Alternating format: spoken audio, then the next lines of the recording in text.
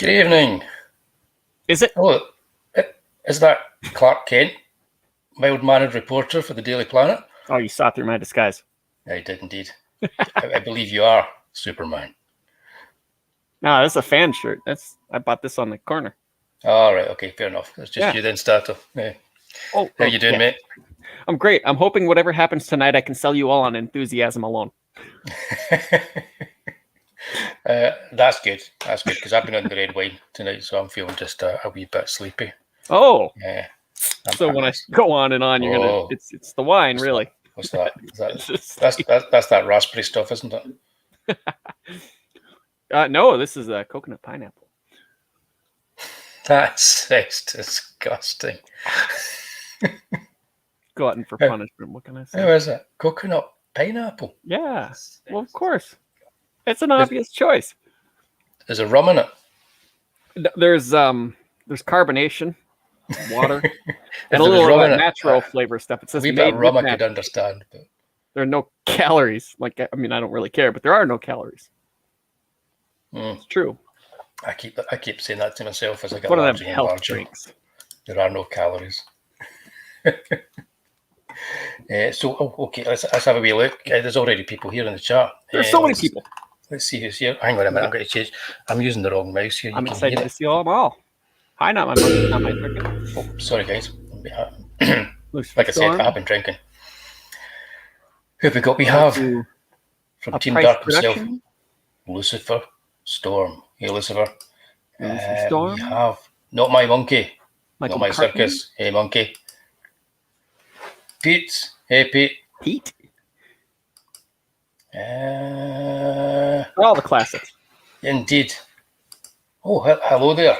Priest Productions. Yes. It's almost like I've been drinking, so you have a name like with lots of R's on it. Priest Productions. Hey there. And hang on a minute.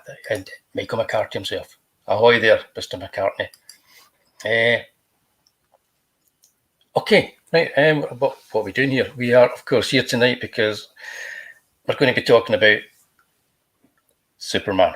Really, you're doing me a favor by making this the subject of the show because I could talk forever on this.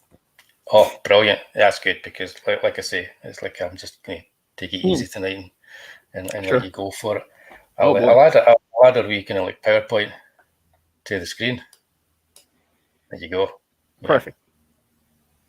Anybody who's regular knows that I like my wee Photoshop PowerPoints. What we're going to do, we're going to try and do the same thing that I do with Lucifer on the Team Dark. Oh, he's much better at that than I am. We're going to try and do all 4 movies and then split them up as little premieres as well.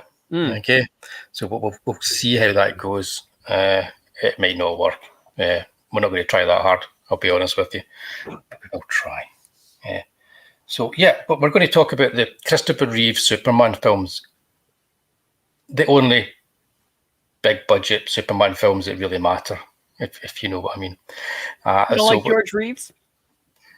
It wasn't big budget, though, was he? He was on the telly.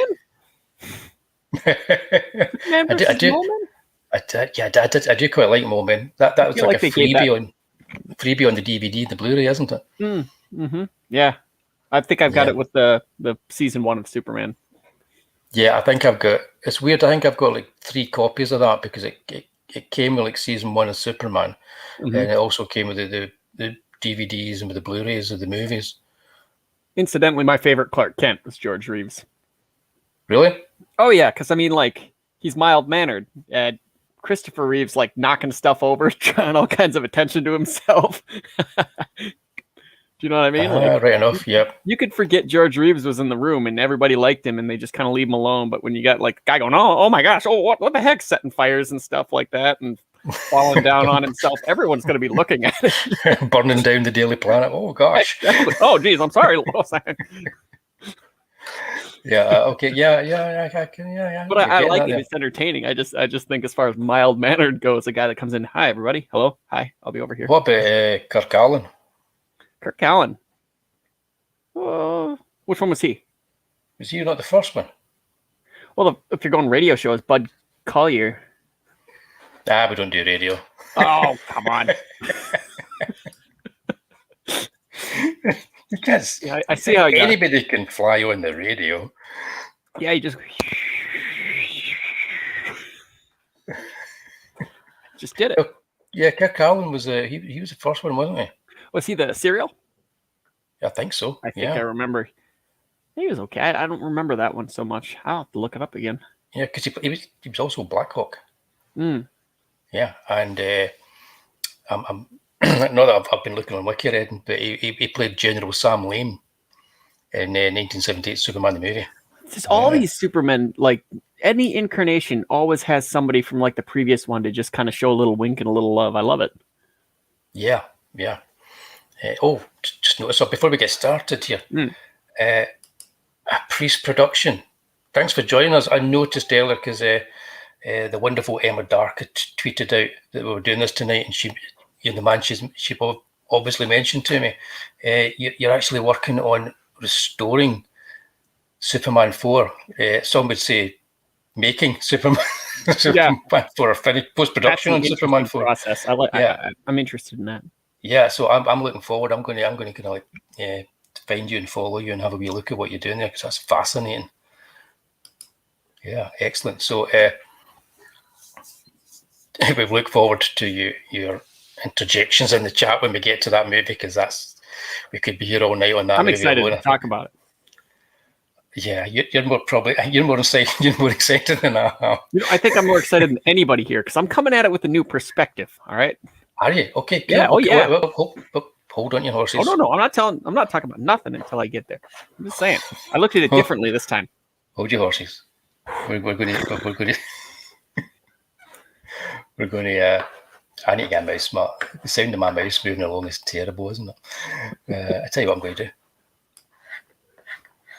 I'm going to bring you guys over here. Bear with me as I actually do my setup during the show instead of before it. I'm going to bring you over here, and then I can use my bacon pen. There you go. That probably sounds just as bad. So I will say, in true statistical zero fashion, the fourth one was the very first one I saw. So I always start with the worst one, I guess, as a kid. That's true. It's kind of like you have this habit of diving in at either the worst movie in a franchise or the oddest movie in a franchise. I can't tell you how that worked out. Maybe it's because these were the ones that got discounted super fast, and my family just bought them as something to shut me up. I don't know. Well, there you are. Our man here is sadly not the deleted stuff, fixing up, cleaning up the visuals, trying to make it look more like a 30 million film. Thanks, guys. Yeah, Superman had so many wires and blue screen halos, and we'll get to that when we get there. Pops is in the chat. Hey, Pops. CromCon is going on this weekend. I'll be on there, I think, on Sunday afternoon, about 4:30 the UK time. It's always good. Everybody's got half an hour to get on there, talk like crazy, sell their wares, and then get off. It's a lot of fun. High adrenaline, lots of fun. Okay, let's do this, man. Let's get on. Superman the movie. Yes. Now, we're talking about a movie that was made at a time where people's perceptions of superheroes on screen was really ruled by their memory of Adam West, Batman, camp movies, camp TV shows, and suddenly along came Superman. This was like 78, and this is around about the same time. It's just after Star Wars and movies that were beginning to take kind of pop culture and kind of like pulp culture seriously. And Superman the movie kind of like hit the screens. And I remember going to see it because this is the first one that I saw. I went to see it in the cinema at the bright old age of 12. Right. Just the right age that absolutely nothing, anything that you could say is wrong with this movie didn't bother me because I was just the right age to love everything about it. Perfect for kids. So you saw Superman 4 first. That was your first Superman movie. Correct. When did you see Superman the movie? Oh, that must have been a couple of years later. My brother, I think, rented it. I was still pretty young when I saw it. Again, just right in that spot of like, wow, look at that kind of thing. And they probably ran it on TV. But I mean, I'm not When I say I first saw it, usually I don't count the TV version because they cut a lot of stuff out for commercials and they rearrange stuff. So, I mean, after you watch the original version, you go like, wow, there's so much that wasn't in there. It's hard to call it seeing it when you watch it on, like, when it's chopped up for TV. But this one, I think, looking back at it now, probably one of the top 3 most accurate comic book movies ever made, my opinion. Yeah, I always say it's like the best. It's like the granddaddy of all the big. Because Adam West's one was really accurate too, in terms of the 50s and 60s comics running on giant typewriters and stuff like that. It definitely was, and I always mention this. I think that Hollywood has complete contempt for comic book movies, not for comic book movies, but for comic books and comic book creators, because they always deviate so much from source material and believe they can do it better. Kind of like Batman. So they had contempt for the source material, but they kind of were true to the source material at that time.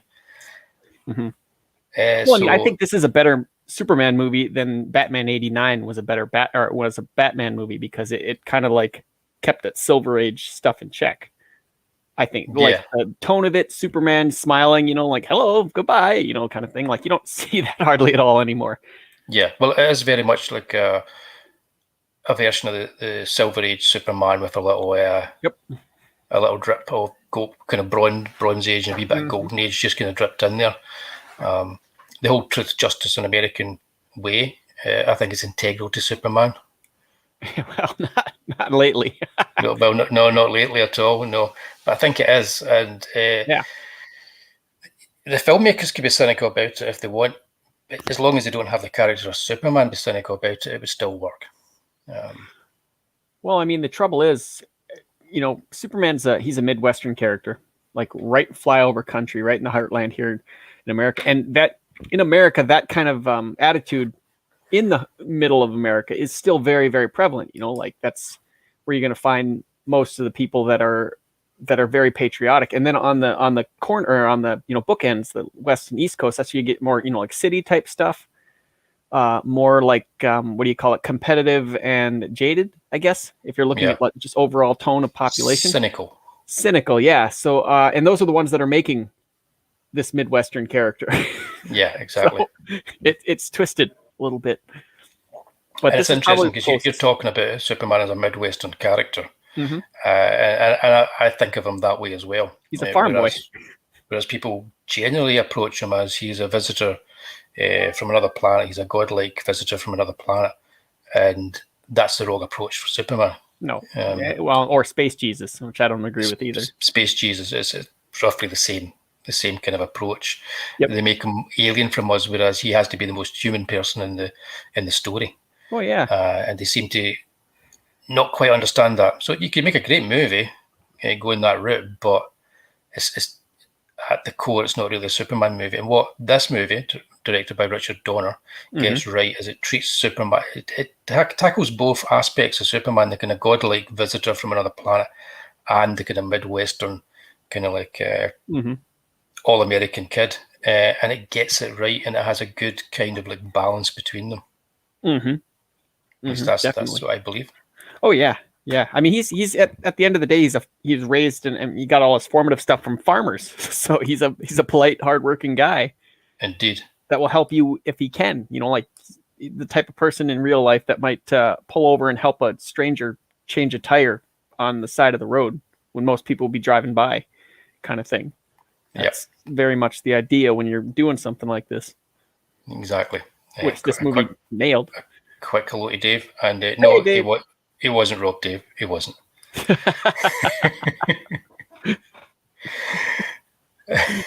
Sorry. So the background to this was we had like a couple of producers that kind of made this movie, who the Salkins, and they had produced successfully 2 movies called The Three Musketeers and The Four Musketeers. This is Alexander and Ilya Salkind.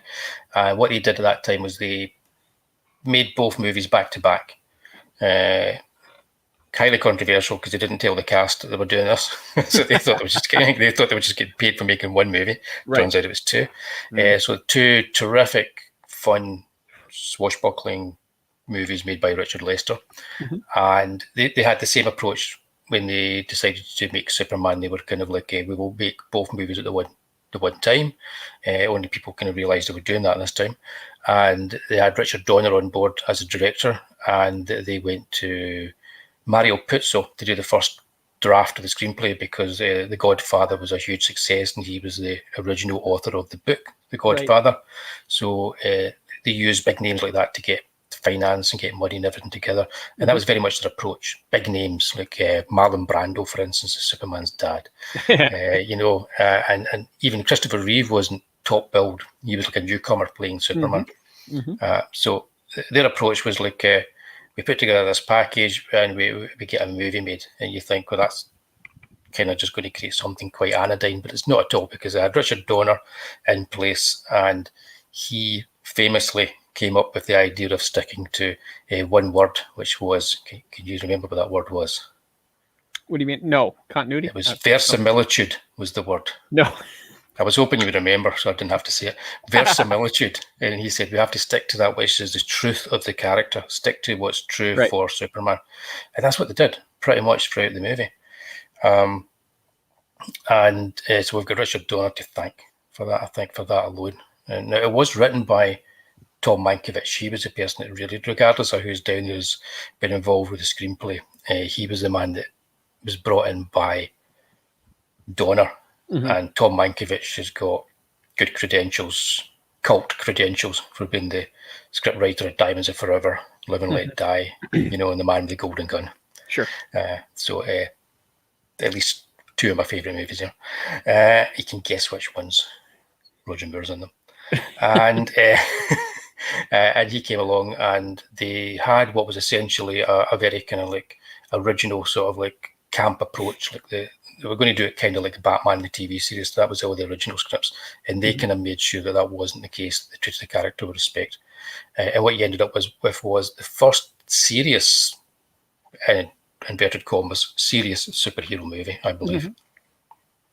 Yeah. Oh, yeah. And I mean, that's not to say it was like, it was not like Zack Snyder serious. Oh, no, it still had camp. And what a lot of people kind of like complained about was the fact that it still was kind of campy. Now, you've got, as your avatar, I believe right now, you've transformed yourself into Lex Luthor. Gene Hackman. Yeah, Gene Hackman. So, great job.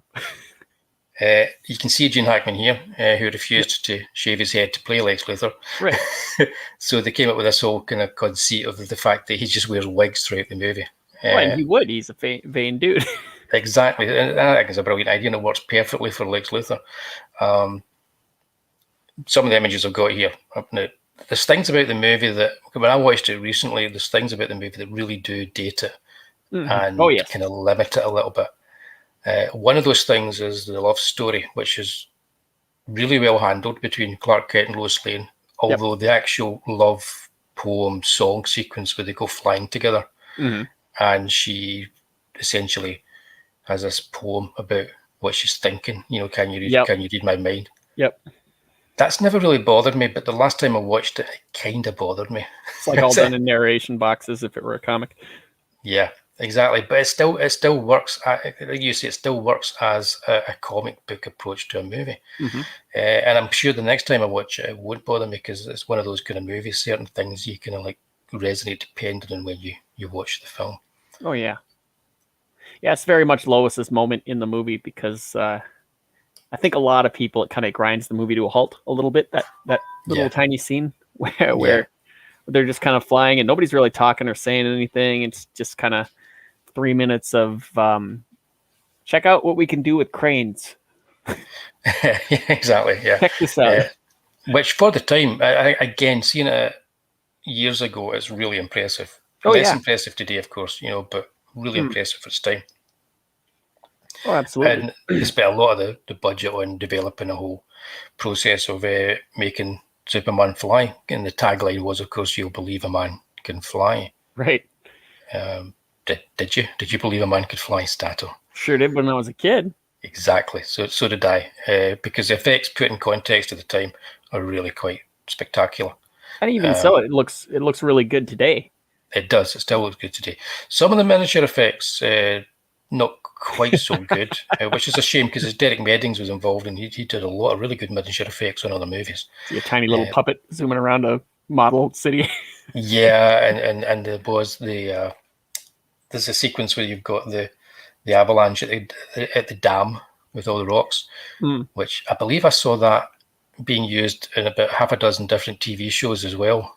It was like reused by other shows, after years after the movie came out. I'm sure I saw that exact footage in an episode of The Incredible Hulk. I feel like some of that stuff was pioneered from the or not pioneered, but borrowed a little bit from the old Captain Marvel serial. What they would do is they would take a dummy, put it on a big cable, and it was like a life-size dummy, and then they'd just shoot a wide shot of the thing going shooting off into the sky. Yeah. And it looked really convincing for 1920 or 30 or whatever it was. It looked great. So I feel like they did a little bit of that. Yeah, they've got like yes, Kingpin art. Reeve is still the best Superman. Either one, I suppose you could say. It's an interesting question. I've never actually thought about this before. I've seen the movie about 90 times.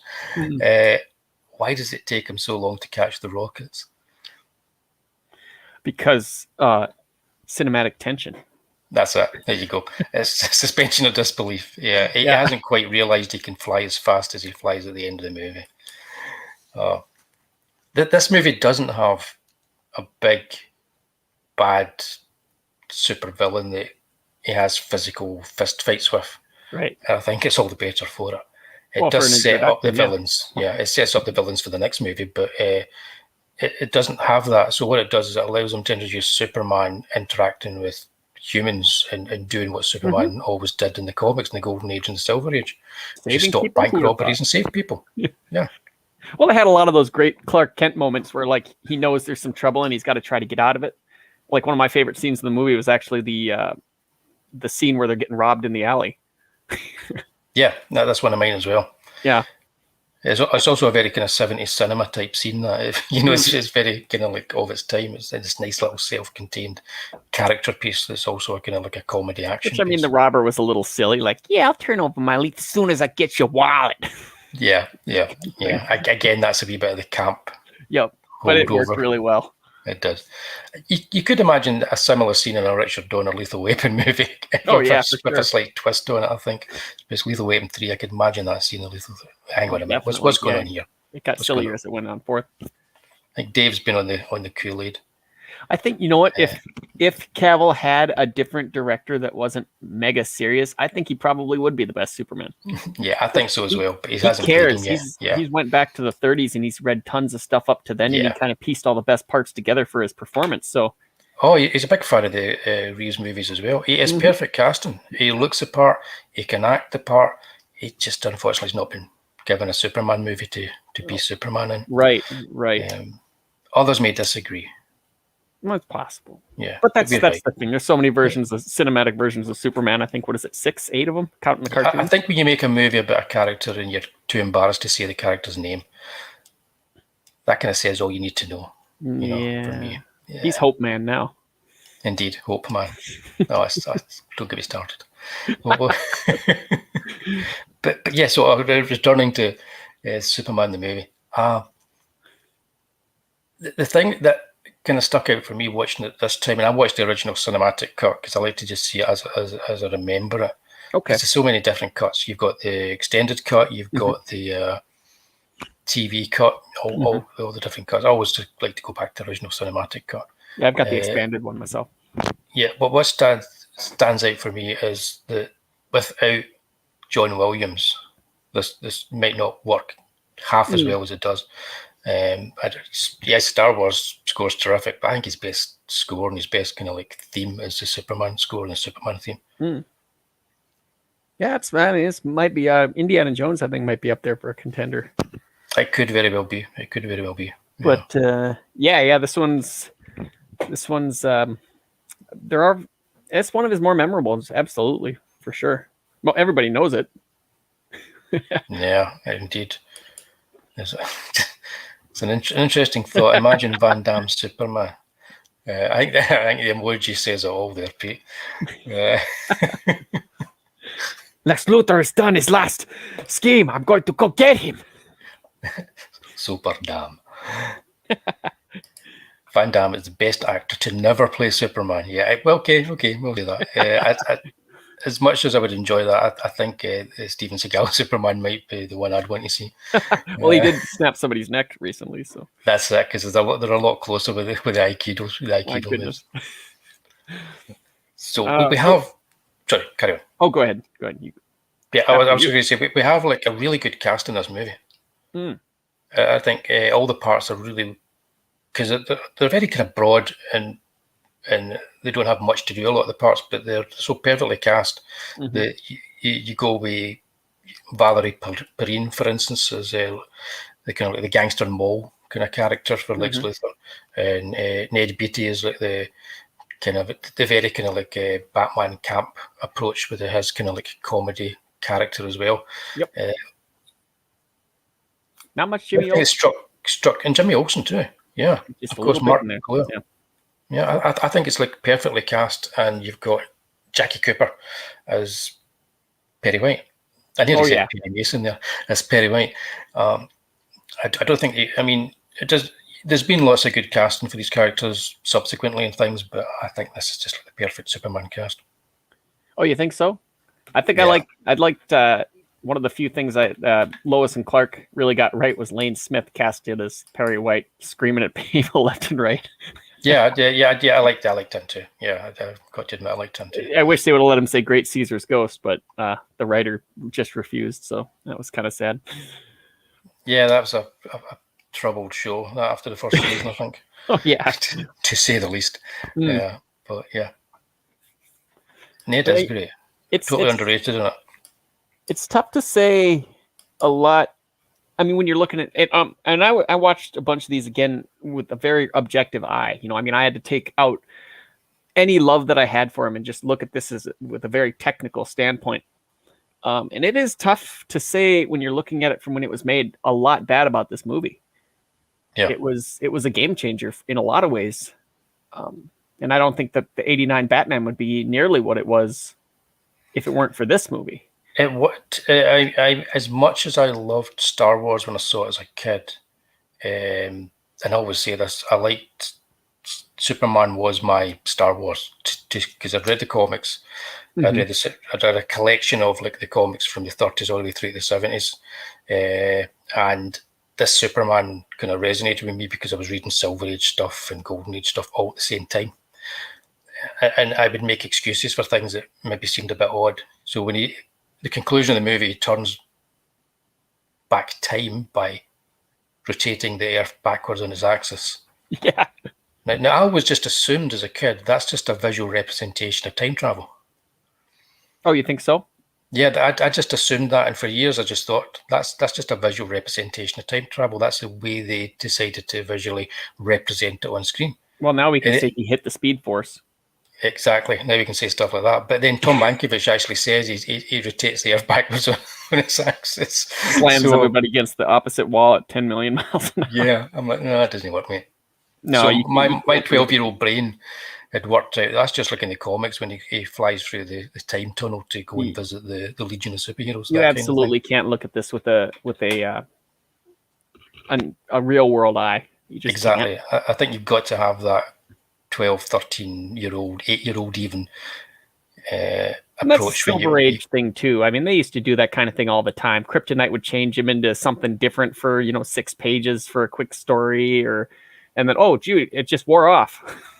and it would. I mean, the one thing that they missed in all the movies is we didn't have a single movie where he fought a giant ape.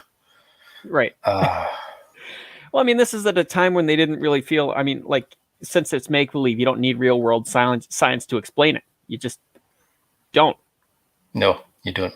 When you got like the Atom lifting up a little piece of a star and dragging it back to his lab so he can, real life, that's like hundreds of thousands of pounds it's going to be to take to lift it, but he just picked it up and brought it to his car. So you don't think about that. Exactly. Kind of yeah, exactly. It's it'd be interesting as well if you're still with us hanging around there. I've forgotten your your name. Priest's productions be interesting as well if you've been affected by looking at how they handled the effect sequences in the first couple of movies, while you're kind of like doing your little rejig on 4. Be interesting if you let us know if they were an influence on what you're doing. I was thinking watching it again, because now there's a point, because we need to go into 2, 3, and 4. Oh yeah. Does it hold up today?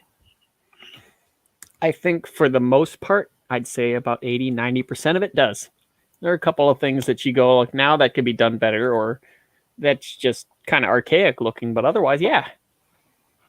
It's kind of a drama with superpowers. Yeah, I agree. I think it does. I think it's still. I went into it thinking I'm going to watch like the best superhero movie ever made, because that's how I look on it. But it's really it's the most important superhero movie ever made. Is what I mean when I say that. Big pivoting point. Yeah, exactly. It does hold up. However, there's a lot of stuff, and I was watching the theatrical cut, remember, which is slightly shorter. There's a lot of stuff that does slow it down and kind of hold up a little bit. It wouldn't bother people in 1978, because, funnily enough, we were used to slower pacing back then, than nowadays. 70s movies have a much more deliberate pace. Yeah, but all the stuff with the rocket, and where Lex Luthor and Miss Teschmacher and Ned Beatty's character, Otis, they're doing all this stuff to kind of get to the rocket, and that does drag now when you watch the movie a little bit. Oh yeah, and I will say probably my biggest thing with this movie is the Jor-El. I'm never a giant fan of what's his face. Yeah, Marlon Brando. Brando. It doesn't bother me. He's okay. He's not really.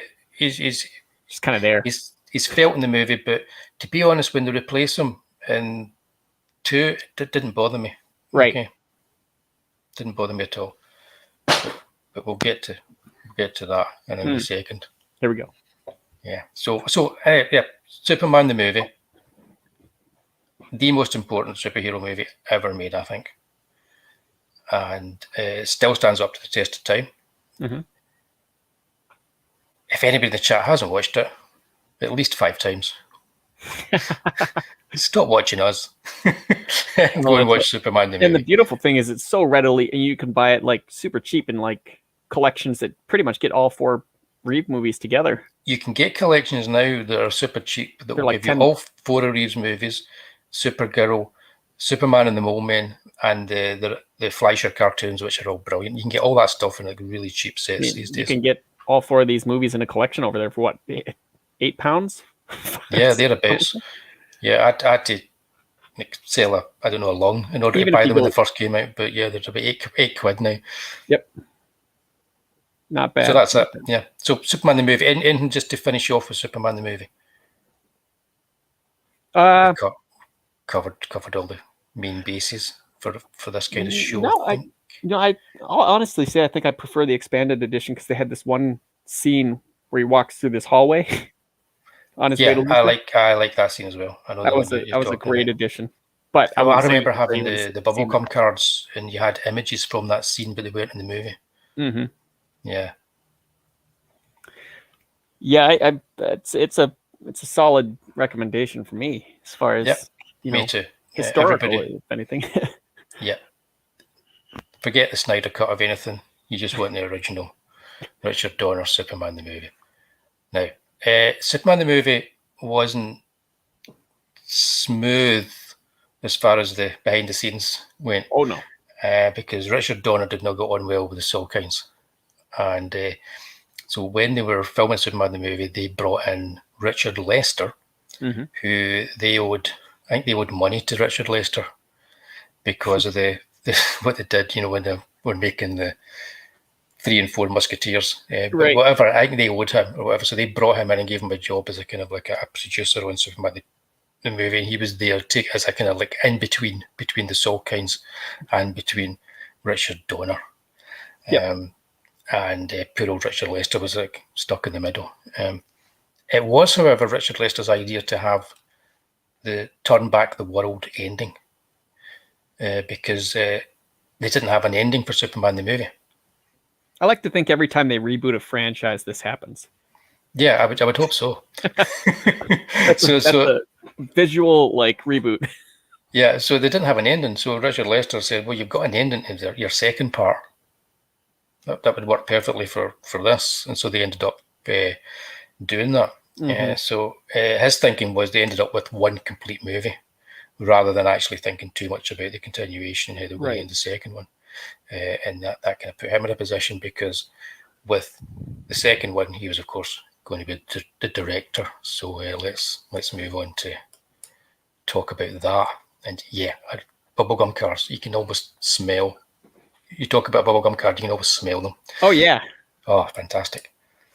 And they always were tasted stale. Yeah.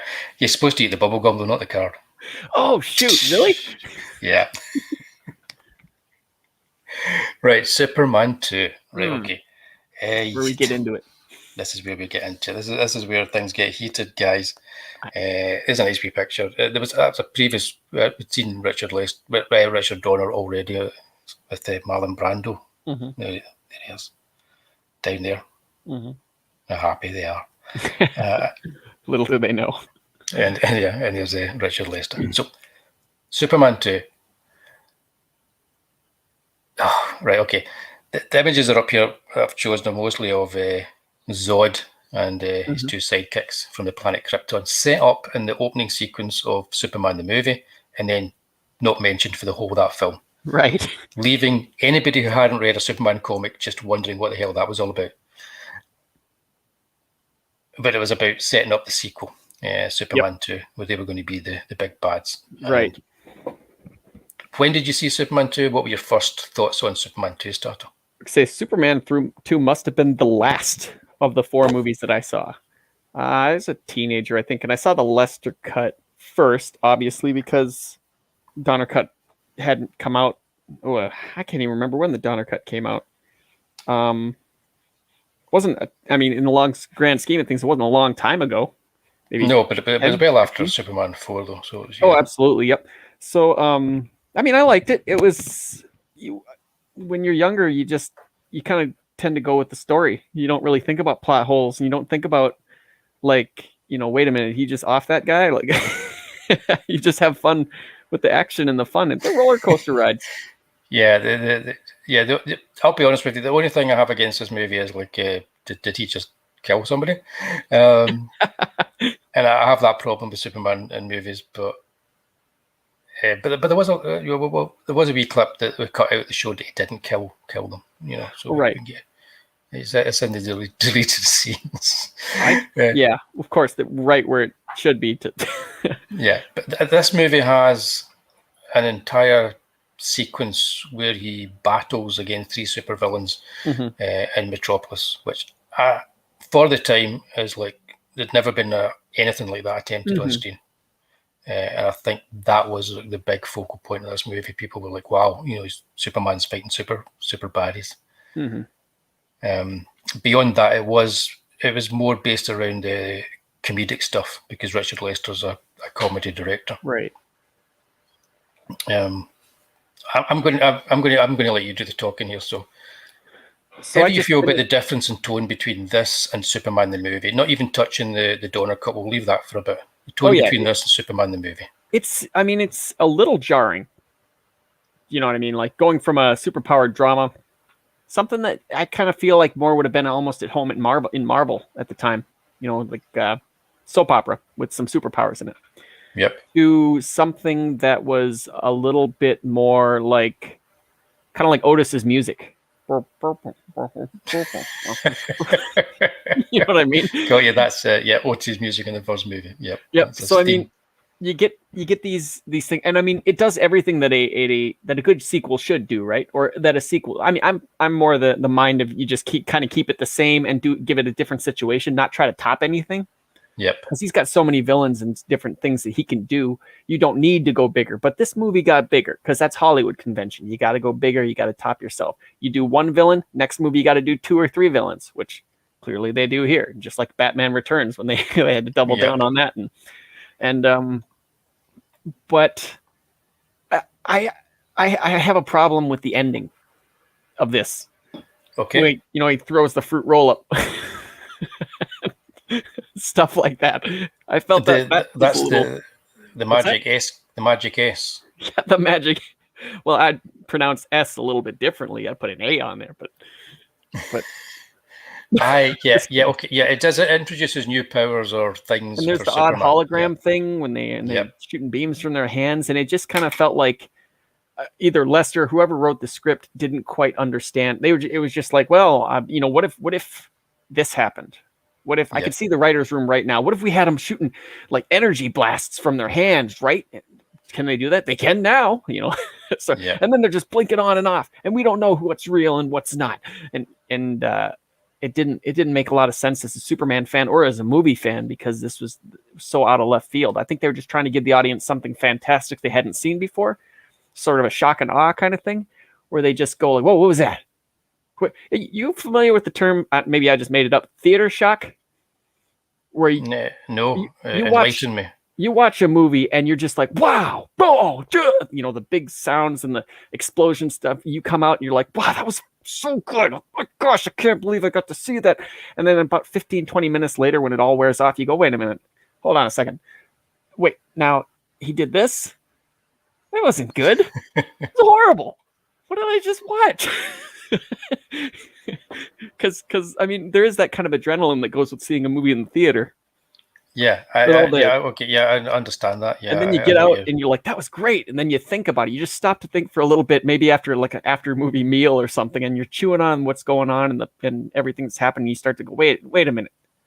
Yeah. No. I know what you mean. And I think that must have been the situation at the end here. Yeah.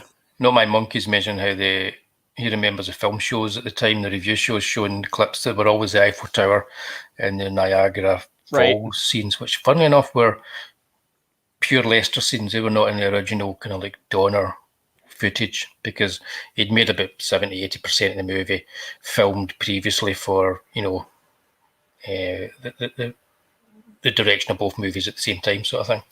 It just deduced the conclusion of this for the first movie. And I never liked the kiss. Okay. The magic kiss. Yeah. Maybe he sucks out brain cells and memories now? Is the kiss, I could try and remind me, is the kiss in the Donner cut? No. He just leaves her sad, doesn't he? Depressed. Well, he just kind of goes off and fixes things, but this is the one with the kiss. Because the Donner cut. The Donner cut of this has the ending that they were going to use, that they used for the first one. So it essentially has the same ending as the first movie. So he did it twice. So but he really does it this way. He takes time so far back that the whole movie doesn't happen. Right. I think that's a terrible ending. I think the Donner cut, I think that's a terrible ending. It's kind of a catch-me-all. Exactly. In the first movie, so he takes time back to a point where he manages to save Lois Lane's life. But it looks like a struggle to do that. Yep. So you're like, okay, that's not something he's going to be doing all the time. Yep. Yeah. If he takes it back to essentially erase an entire movie, then he is just God. So he might as well just do that every time something bothers him. That feels like to me like obviously it was a studio situation, but I mean Superman. Everybody says Superman's so overpowered, he's boring, and I think these movies went a long, long way in making that happen. Yeah, I think so. But you can make him overpowered, and then there's ways of handling it. Well, it's all about his environment and the people around him at that point. Because if you're not worried about him, you got to be worried about what he's going to do to save these people. Yeah, I much prefer the Richard Lester cut over the Richard Donner cut. I think aside from the ending, I probably prefer the Donner one a little more, just because they don't take as many liberties. I know he's all about liberty. I find Lois Lane quite annoying in the Donner cut. Margot Kidder was. She does things like throws herself out a window to prove that he's Superman. That was one of those great Clark Kent moments where he's like, "Oh crap, what do I do?" Yeah, I know, but also she's not that stupid, and that if she's wrong, she's going to die. She's not that stupid in that she would do that. So I think it makes her less of an intelligent character. So here's where pulling a gun on him as well, all that kind of stuff. Yeah, but when you contrast with him tripping into the fire. Tripping in the fire doesn't make much sense. You're not burnt. I know, but thematically, it's almost like you can look at that and it's almost like he wants her to know, and he uses that moment to let her know. Yeah, I think a lot of whether people enjoy the Donner cut over the Richard Lester cut comes down to approach and how you're willing to take the approach of the director. Oh yeah, I mean, like I think, like for me, the consistency and tone between 1 and 2 because they're supposed to be pretty much days apart. Yeah, helps out a little bit, but I mean, the one thing about that gun scene, my goodness, was that disjointed. He had 2 different haircuts. That scene, 2 different costumes. She had her hair done up twice in without getting up from the thing. That was truly pieced together from, I don't know what it looked like, an audition scene or something like that. But still a fun scene nevertheless. When when you get to see what a difference is when he's sitting there slouching, and then when she pulls the trigger and he stands up straight, how different he actually looks. It was kind of a cool Superman like bit, even if it didn't really fit. It was I like the bit, but yeah. I wonder if audiences as well, because I think American viewers generally like the Donner approach over the Lester approach. I think so. It might just be because they, the director finally got his original vision out there. Yeah, a lot like Snyder Cut, where it's like, I might not care for the movie, but I'm glad he got to do his movie. Yeah, sort of thing. But you know what? This whole thing is it's very prophetic in how it goes, because like with DC rebooting itself every 4 or 5 years, and the whole Zack Snyder versus Joss Whedon cut thing, it all happened through this. Superman rebooted himself a couple of times just in these 2 movies, and then with the Lester versus Donner cuts, one comedic and one serious. Yeah, well, history does repeat itself. Absolutely. I think though I'm not watching the Snyder Cut. It's 4 hours. I'm not watching that. Not anytime soon. Yeah, you got most of the story anyways. I mean, you I think you can go watch clips, because they have all kinds on YouTube, all kinds of clips of the stuff that was kind of cut out. Yeah, there's so much about the original cinematic cut of Superman 2 that I think is better though. I just feel that it all flows, because at least Richard Lester was able to put together a movie. It was consistent, yeah, for sure. It was consistent. It was his. And Richard Lester is not a big fan of superhero comics and finds them quite ridiculous. So he's coming at it from that slightly contemptuous approach that I was talking about. But he's an intelligent filmmaker. So he comes at it with an approach that I think he intellectualizes everything that he works on. But he also he works at a very base level, because the slapstick humor in all his movies. Making it for kids, basically. Yeah, so it's a combination of slapstick and a kind of an intellectualization of the movie. So he's making it for kids, but he's also, I think he's making it for adults at the same time, in the same way that the Batman 66 creators were using camp to kind of wink at the adults in the audience and saying, you can enjoy this as well. Watching and I can't remember if it was in the... No, it wouldn't have been. How did the other one just ended without the world turning over, didn't it? What's the Richard Lester one? Yeah. No, the Richard Lester one it's the magic kiss. Everything happens. Right. Okay, because that was one thing that really rubbed me the wrong way about the Richard Donner cut. He gets beat up in the bar in the diner. Yeah. Oh, it still has all that. Yes. Okay. In case anyone hasn't seen it, there's Superman has to give a magic kiss to Lois in order she forgets everything, and then he goes back and he acts like a bully. Which is all fine for that cut. But here's what really jarred it for me, and I went, wait a minute, just audibly alone in my office. So he has that whole altercation with that bully dude, gets slammed through a wall and stuff, reverses the entire movie, right? Yeah. But somehow he goes back and the guy's like, I just had that fixed. That cost me a bunch. And then he beats the guy up and he looks at the guy and goes, oh, I've been working out. Like he's been there before. Yep. So it must be a magic diner. That's what I've come to figure out. It's a case of the Donner cut doesn't make sense. No. It's shoddily put together. And that is the biggest problem with it, I think. Superman, that's not a Superman scene. He wouldn't do that. He wouldn't go back and bully the guy in the diner. But that works better with a Lester Superman than it does with a Donner Superman. Of course, he did that in something like that in 4 too. Kind of tossed a heavy thing at somebody. We'll get there in a minute. Hang on a minute, I need a drink. I'm playing a drinking game every time you say 4.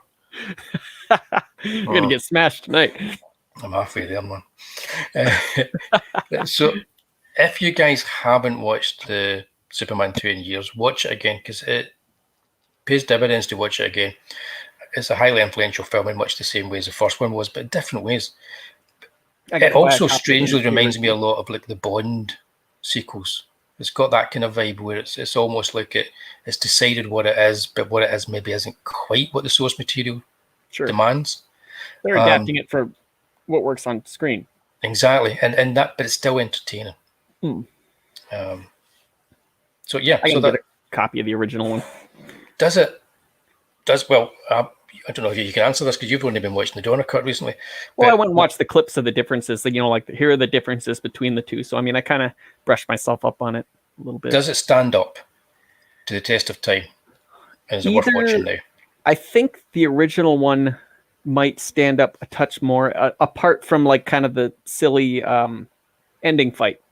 The one in the city works fine. The one at the end, I think it doesn't work for comic fans, and I think it's a little too confusing for a person just going in, by itself. So the Donner cut's got it a little bit above that. But overall, I think unless you have some kind of knowledge of anything, the Donner cut's going to be really confusing too. So it's kind of both of these movies are almost for more of a learned person, like a comic friendly type person. But I think the original would work more because it's more consistent, especially for kids. Yeah, I think adults, the first one is either one of these is going to be. There's going to be things to like go. Wait a minute for both cuts for adults. Yeah, but yeah, I think it works out okay. I think they both stand up. I think this is also worth watching in much the same way as the first one is, for slightly different reasons. It doesn't have the epic grandeur about it, but it does have a nice kind of quirky Silver Age quality to it. I mean, it's going to look silly next to the Man of Steel fights, which is basically Superman 2 remake. Let's be honest. Yeah. But that's the other thing that always bothered me about this. Superman took himself, and why I don't like Kryptonian villains in these things, because Superman took like pretty much his whole life to figure out how to use his powers. And in this one and in the Snyder one, they're both just like, well, we're soldiers, we're just we just know how to do it. I always kind of struggled with that. Like, they just know, so it was hard for him. At least in the Donner one, he spent years being taught in the Fortress of Solitude, and he comes out as fully formed as Superman. So that's kind of set up there. For him, it took him years, but like Zod in both versions just kind of went, I have. That's kind of annoying. It's less annoying in this one though, because Terence Stamp plays Zod in such a way that even if he was surprised about being able to find out what he could do, he would never let on. Oh yeah, it's like not like Monkey points out, inspired casting. I definitely preferred him to the newer one where the throwaway line was like, "I'm a soldier. We just do things," and then he mastered it all. And Terence Stamp's like, "Oh, very interesting." Yeah, I just crushed this thing. I mean, what I think of the Man of Steel movie. I think. Oh, of course, probably near what I think. It's not a Superman movie to me. If people love it, fine. I don't always say if people love it, great. But yeah, I can't. I watch that movie and I see perfect casting in a very imperfect movie. I try it every few years just to see if my tastes have changed. They haven't. I gave up. I think the last time I made it just to the fight between the three, and then I shut it off. Yeah, but give this one a look. It's also got like a kind of a redneck American sheriff policeman character in it, and that's always good value for money back in the late 70s and early 80s. So yeah, same actor that was in The Man with the Golden Gun, I believe, as well. Whose name great fashion sense from the evil Kryptonians too. They could make a great band. They could indeed. They're fantastic. Goths have nothing on them. So yes, Superman 2. It still stands up to the test of time. I didn't even use my Superman 2 avatar. We were talking so intently. I know. So we'll have none of that. Well, none of that. None of that. Yeah. But now since we're going on to Superman 3. It does indeed, because I'd like to say hello to Eastland. Like the movie, and look at that, like right on time. Exactly, right on time, because we are now going to talk about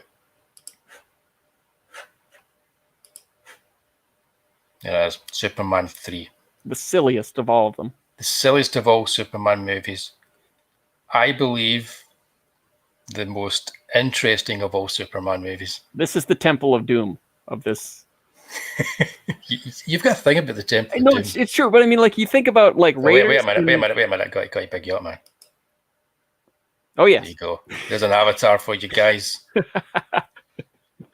You think about Raiders and Last Crusade. They're pretty much in the same thing, right? It's the Nazi stuff. And then you think of the Alien one, which is off kind of on its own. And then there's Raider, the prequel, the weird, dark, odd one. And I hear this so many times where it's like, I've seen Raiders or Last Crusade 1,000 times. Haven't seen Temple of Doom as much, but it's really good. And I think that might be why people like it so much, because they hardly watch it versus the other two. No, I like it better than the third one. Oh, really? Yeah, I would go. Even though it had a Scott in it. Even though it had a Scott in it, yeah. I think that's what makes it fun to watch. But objectively looking at them as movies, one's the best, two's next, then three, and then obviously then four. Well, it's just a steady decline down then for you. Yeah, but it's not so much a decline as I think by the third one they're almost doing a best of. Yeah. Whereas with the second one they were trying to do something a bit different. Well, George Lucas was going through a divorce at the time too. Yeah, so it's kind of like the Bond movies where they some of them you watch them, it's almost like they're repeating what worked in the previous movie, but slightly differently. You know, that's the way I feel about The Last Crusade. But that's not to say that I don't love watching it. I mean, when I say I prefer something, it's like one's an 8 out of 10, one's a 9 out of 10, that kind of thing. You know. Tune in sometime later in the future when we do all 4 Indiana Jones movies. Yeah, the thumbnail will be up soon. I'll be scheduling it for 2022. Anybody who's checked the channel, if you're new to the channel and you haven't subscribed to it, please do. There's a bell somewhere you're meant to ring, seemingly, and hitting the like would be much appreciated as well. We're doing these every couple of weeks here and having a bit of fun with it. So Superman 3. Okay, now you watched Superman 4 first. Correct. Right, so take us on your journey for when you first viewed Superman 3 and your thoughts. As a little kid, the only 2 parts of this movie I remember are evil Superman fighting Clark in the junkyard, and that bottom left-hand picture, Annie Ross, the Brainiac scene, is like I pretty much call it now. Yeah. Can I just point out Scottish jazz singer Annie Ross? Nobody saw that coming, and nobody forgot it. I think that's probably the most memorable scene in all 4 of these movies. I'm not kidding when I say that either, because anybody that's seen this has been changed with that lady. She ends up looking like a robot member of The Cure, with the hair and everything. But I was older when I saw this in the cinema. So I was able to kind of nitpick it, you know. I was turning into one of these annoying people that we now have on the internet. They talk about movies and nitpick them. And so there was things in here that I could have changed, but I'll be honest with you, not that many. Most of the things I could change about this were the fact that some of the comedy prior stuff just goes on too long. I think they doubled down on the Lester stuff. Yeah. Well, I don't even think the Lester stuff, I separate that. I mean, that tone. Yeah, the prior stuff and the Lester stuff I separate. I think what I've read of this is like Pryor wasn't big on the script, but he also didn't deviate from the script. Right. And the script writers who they were kind of hoping he was going to start ad-libbing and doing his thing, you know, and making them look better. And that didn't happen. He only did that on stuff he really wrote. Yeah, it was David Newman and Leslie Newman who'd been involved in all the movies up to now, but now this is the first time they actually really got to write a movie on their own. Yep. And they had lots of cool stuff in this. The whole idea of starting off with like a matchbox and something inside of a matchbox, right inside of a matchbox, and ending with a giant supercomputer. So they're building up to this, this kind of whole thing. There's lots of good thematic stuff in here, and I can understand what it's the kind of stuff Richard Lester could get his teeth into. You know, the sort of like the clever intellectual part of it, and also all the slapstick. So the opening sequence of this movie, if you are disgusted by the opening sequence of this movie, you're not going to enjoy the movie. Yeah. And I think generally looking at the internet, a lot of viewers, especially American viewers, didn't like the slapstick opening sequence. Well, I think also, with Robert Vaughn replacing Gene Hackman was, I mean, pretty much the same character, but not like a discount Lex Luthor. Yeah, probably he was quite good though. I do like Robert Vaughn in it. He was a very good like mustache twirler. Yeah, because he's got that brilliant line where he says, I ask you just to do one simple thing, kill Superman, and you can't even do that kind of thing, you know. And he just says it like deadpan and straight. It doesn't make it camp, and it's funny just because of the way he delivers it. It kind of does that same thing like hackers in the 90s did, where you can like get onto a Mavis Beacon teaches typing program and hack the U.S. government from a computer that's not hooked up to anything. Yeah, this is my favorite computer movie of that time, because it was all these kind of movies, like you say. This is my favorite by far, for lots of reasons. Not least the Atari Superman sequence that you get at the end, where you see the visual graphics representation, the high-tech graphic representation of Superman flying around fighting rockets, which I think is a great scene. No, it doesn't, but it's got a real charm about it. It works really well. Oh yeah. It's also, I'm going to be controversial here in a big way. I think it's got Annette O'Toole as Lana Lang. Now, I've always preferred Lana Lang over Lois Lane in the comics, and I prefer Lana Lang. Later go on to be mom. Yeah, who would later go on to be his mom in Smallville. I think she's great in this. Love the character. And yeah, a lot of people again don't like the fact that the main love interest isn't Lois Lane, and the reason she wasn't the main love interest was because all the political stuff that was happening behind scenes, which there's loads of videos out there you can watch on the internet to tell you all about that. I think she did better with this character than, although I don't mind Margot Kidder as Lois Lane. I know that in just real life she had a lot of problems. Oh yeah, definitely. And that carried over onto the screen, I think, a little bit, especially once you're made aware of what it was. Yeah, I think the first film she's perfect, but you can see things in. Well, we're not at 4 yet. We'll get there. Yeah. No, I think Annette O'Toole's brilliant. Is this character really warm, and the fact that she's attracted to Clark Kent as well, and not Superman, is a really good kind of spin on it. It's a shame that the kid that plays her son in it can't act, but apart from, can't have everything. I kind of would have liked to have seen Gene Wilder replace Robert Vaughn, to be honest. Have him and Richard Pryor together for that. That would, you know what, you've kind of sold me on that. And that Gene Wilder, Richard Pryor, Richard Lester, you know what, they wouldn't even need Superman. That's right. Just have a whole movie where he's trying to take over the world. He's in space sorting something out, and they're trying to take over the world, but they're that inept they can't do it. Yeah, definitely. That's the movie we all want to see, Statto. But yeah, this one I think for me though is the most forgettable. Probably because I've seen it the least. Yeah, boy, I was lost. What we're talking about here, Morgan, are we talking about? I don't know. No, I'm definitely Lana Lang over Lois Lane for me. Maybe not in every comic book, but yeah. Yeah, this one I've seen the least, so it's the most forgettable. I may still remember a lot of it. It's just one of those ones. It's like, oh yeah, Superman 3. That's right. Yeah, it's the first time they started cutting the budget and stuff as well. I know that a bit because there's a whole sequence where they have Richard Pryor even talk about what's happening on screen, but we're not actually seeing it. Right. You know. Oh boy, look at that! Oh yeah, no! And it goes on, and it's. I believe Richard Lester was wanting to cut the sequence out, but the studio said, no, you need to keep it in. It's a big Richard Pryor moment. Now, I can't remember 100% when he got clean from drugs, because I know for a while he had cocaine addiction. Whether or not this was I think it's after he had his accident or accident before, because I know you could see it in his movies progressing. It was a very steady decline. I think this is before. I'm not too sure, though. I'm not too sure. Yeah. No, I'm not too sure. Chat, get on it for us. Was this before or after his accident? Yeah.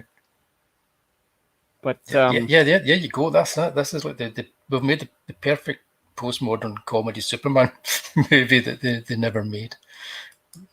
Superman movie without Superman. But they made that. It was called Man of Steel, but that wasn't a comedy. Yeah, they had a lot of Superman walking around in this movie.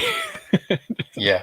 Standing there. It does lots of cool kind of Superman stuff as well. I think it's a really good kind of like goofy Silver Age approach to Superman. Mm-hmm. Well, this would have been almost a throwaway story or a fill-in issue. Yeah, but it has that. But then again, every issue was in the Silver Age when you think about it. It was like an episodic television. What's this week's story? You know, Sure. that kind of approach. And I quite enjoyed that. Richard Lester, all the slapstick stuff at the beginning, you knew it was filmed in the UK because you saw these actors that you recognised from Benny Hill and shows like that in a Superman movie. And again, that kind of made me chuckle as a kid. Sure.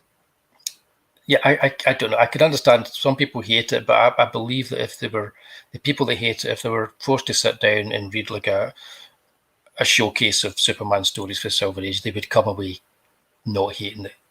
Definitely. You know? Yeah, well, then again, those things read for, modern audiences, those things read a little bit like mud nowadays with them, like, I'm going to use this to stop this. Oh my gosh, did you see that? And they, because every issue was basically like a introduction to somebody new. So they had to make sure if you picked it up for the first time, you got up to speed quickly. So a lot of repetition. A lot of repetition, but giant apes and robots and cool stuff like that. Lots of giant apes. Yeah, this movie plays, it's not at all consistent with any of the rules that were in the first two movies. Like you say, they just make stuff up, don't they? Yeah. From movie to movie. Happens so much in these movies. Yeah, so he had to lose his powers to go to bed with Lois Lane in Superman 2. But doesn't seem to have that trouble with Pamela Stevenson in Superman 3 when he's bad Superman. But again, that could just be the effect of the nicotine-infested kryptonite that he's been given.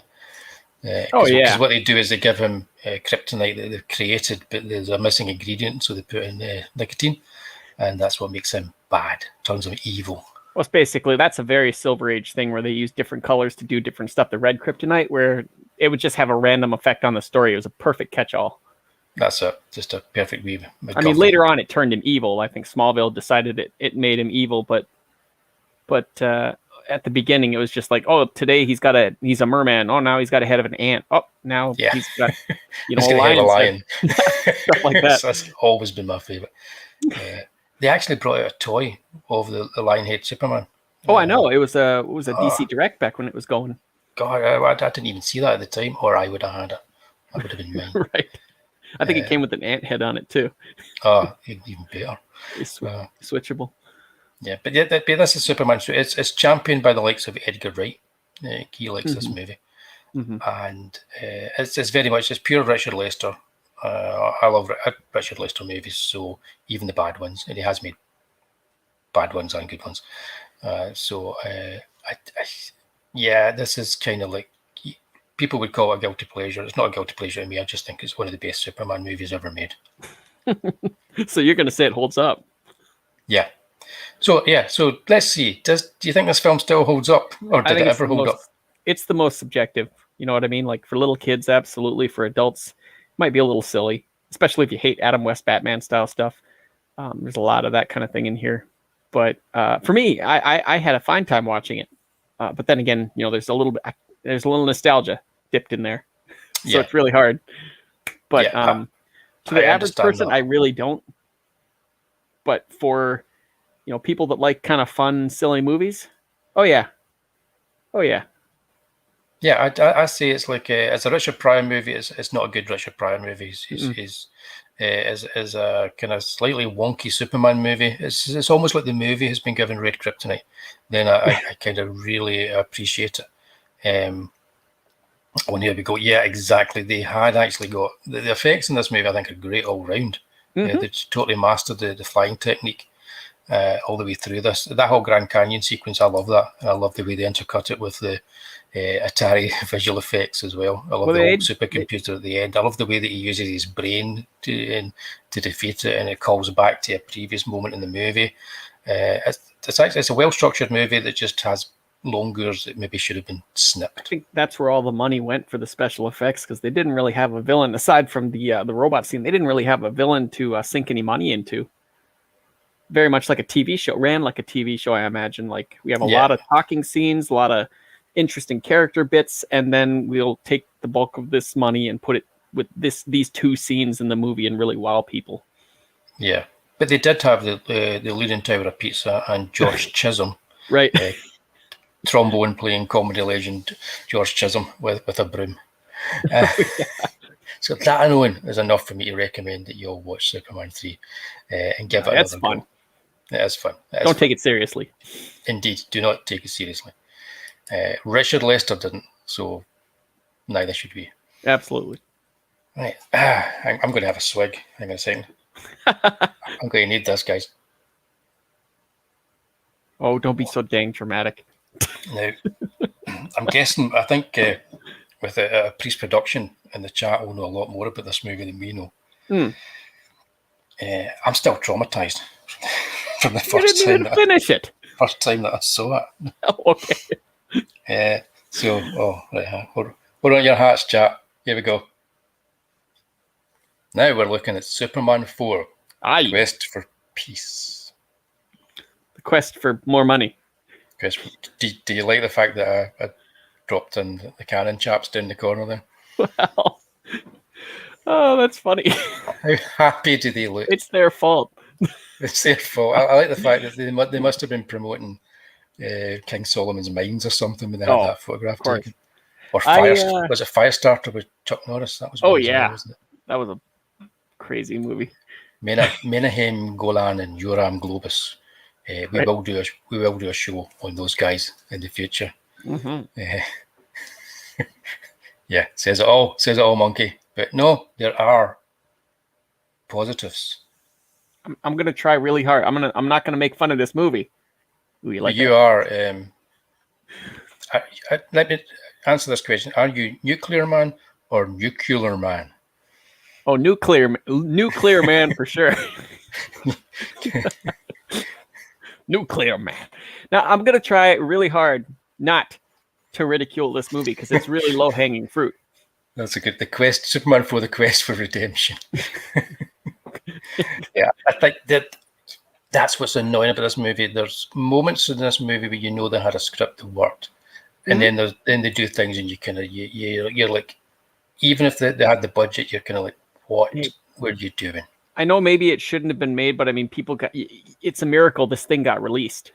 You know what I mean? And it's one of those movies that where had it not been released, we would have all been screaming out about how we wish it were made in any capacity. Like he fights an actual supervillain, an original one we haven't seen before. Holy cow! Why not? Yeah. Why didn't they release it? I would have liked to have seen the dailies. I know. Say hi to Christine, who's joined us just in time for the worst Superman movie. You're not alone. This was directed by Sidney J. Furie, who can direct good movies. He's a decent director. He made a classic movie called The Ipcris File, and he made a not so classic but a classic B movie, nevertheless, called Iron Eagle, which is kind of like Top Gun but more fun. I'll stand by that. So it wasn't a case that we had a director here that didn't know what he was doing. He knew how to put together a good movie, but this was a passion project for Christopher Reeve. Oh yeah, he pretty much championed to get it done. I mean, he had a lot of stuff. He jumped through a lot of hoops to get this thing done. Yeah, and of course he wanted to have his own story as well. In order to get this made.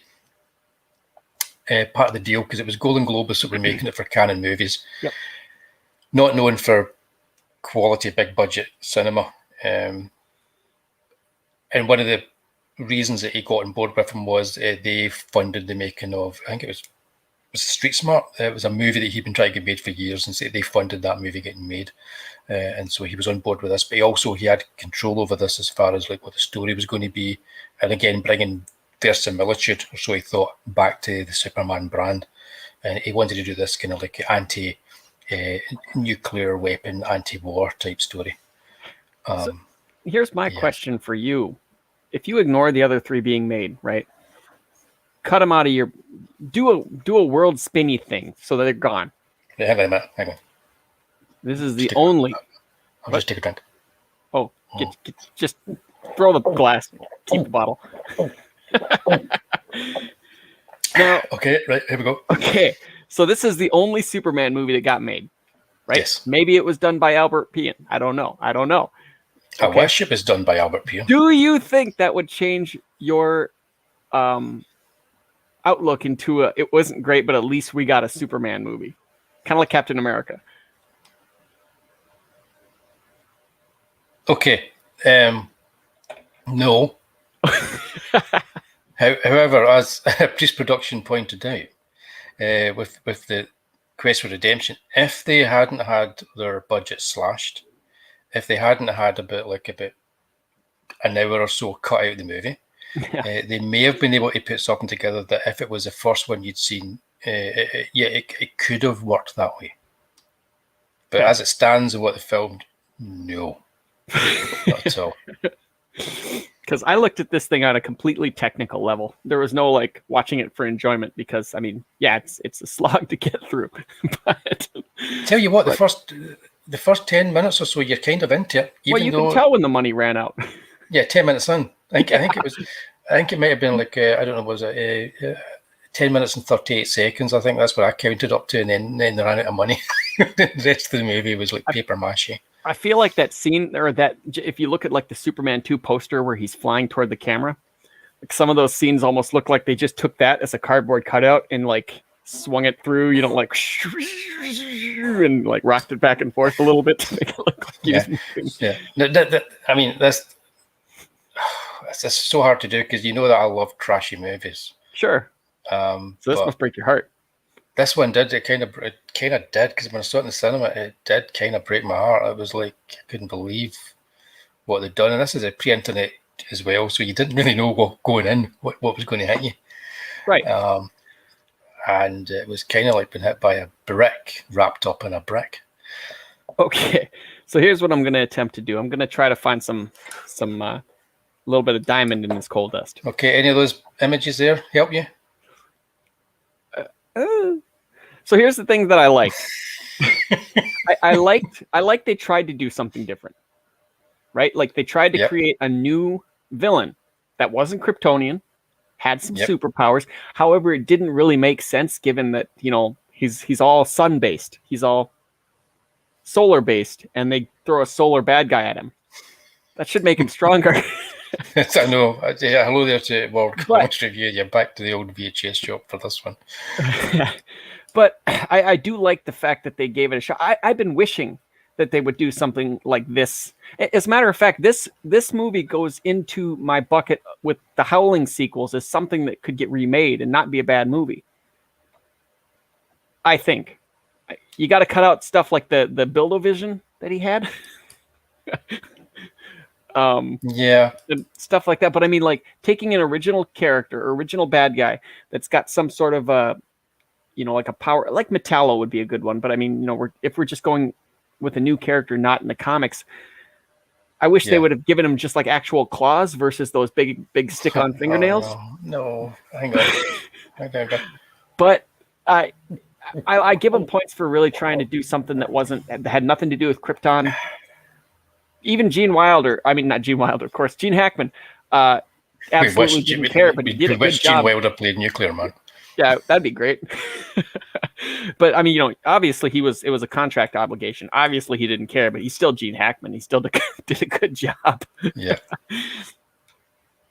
But that's what's been said here about from a priest is the kind of like the fact it didn't utilize the kind of like the same effects for because they were cutting the budget. They were like that's I think they just kind of farmed it out to a cheaper effects house. So everything that was built upon up into the third movie was just thrown out the window. So they didn't use the kind of like the front projection that they used with flying shots kind of thing. In fact, there's an image that's just behind those two happy cannon chappies. There's an image of Superman flying forward. I don't. Post-production, I don't know if you know this, but I would be interested to know how many times that shot's used in the movie. It's at least 4. Because it was at least 4, I think, in the first 10 minutes. Because you could have a little drinking game based around various things being I noticed they'd use reverse shots, him flying out into the atmosphere, then they'd reverse that, flip that, and have him fly on the other side of the world. And they really stretched the dollars beyond what they actually had, which I got to give them props for that. I know it's, like I said, it's low hanging fruit to just shoot. I mean, I'm sad that they weren't even able to get rid of the wires on the moon fight, because they're there in all their glory. But yeah, he's right. There are some great wire work in this movie. I've just spannered up or wrenched up a piece of production, so you'll be able to drop a link to your channel in the chat, right? And then everybody can after the show they can click on click the link after the show. You know what I mean? Anytime they can go along to your channel and can subscribe and check that out. That'd be cracking. So you've got a wee spanner now, so you'll be able to drop a link to your channel in the chat for everybody. Hey, Christine, sometimes if you refresh your window, it'll unstick the chat. Right. Yeah. Chat stop. That happens to me sometimes on StreamYards, which is never good, because Statto will be talking about something in the chat, and I'm like, what's he talking about? Because I'm not seeing it in mine. But so it's 5 times he used that shot. I do think there's a good story in here, and I do think it had potential, but yeah, there's about 7 good stories in here. Mm-hmm. So I mean, like, this is into the it would be good as a remake. I know a lot of people say, oh no, I hate remakes and stuff like that, but there are legitimately some things that either didn't have the budget or they didn't have the marketing and support and all that stuff that could very well work with a remake, and this is definitely one of them. Yeah.